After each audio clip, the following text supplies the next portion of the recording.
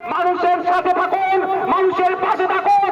আপনাকে যদি মানুষ চাই আবার আগামী দিনে আসবেন ক্ষমতায়, যদি মনে করেন গুন্ডা মস্তান পুলিশ প্রশাসনকে দিয়ে আপনার সাম্রাজ্য কায়েম থাকবে, শুধু এতটুকুই বলতে চাই, পৃথিবীর ইতিহাসগুলো দেখুন, পৃথিবীর ইতিহাসে স্বৈরাচারী শাসক বেশি দিন টিকে থাকতে পারেনি, আর তার শেষ অবস্থা ভয়ঙ্কর হয়েছিল।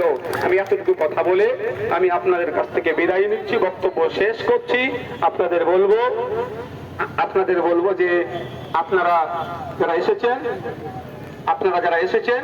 আপনারা এখান থেকে ফিরিতে হবে, বাড়ি যাবেন, কারো প্ররোচনায় পা দেবেন না। আর একটা কথা, রাজদীপ হালদার পুলিশ তো, হ্যাঁ ঠিক কথা তো, আর আমাদের বাড়ির থানার কাছেও পুলিশ আছে, দুটো পুলিশ কিন্তু এক করবেন না। কি বলছি বুঝে আসছে? দুটো পুলিশকে এক করবেন না।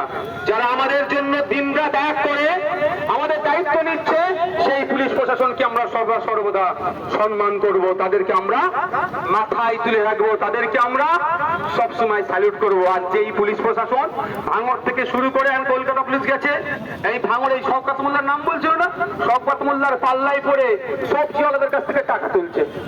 ভাবতে লাগে ক্যালকাটা পুলিশের এটা কি দিয়ে? ক্যালকাটা পুলিশে একটা সত্যি স্ট্যান্ডার্ড আলাদা আছে, কিন্তু দুঃখের বিষয় ওই শওকত মোল্লাদের চক্করে বলে সবজিওয়ালাদের কাছ থেকে টাকা তুলছে।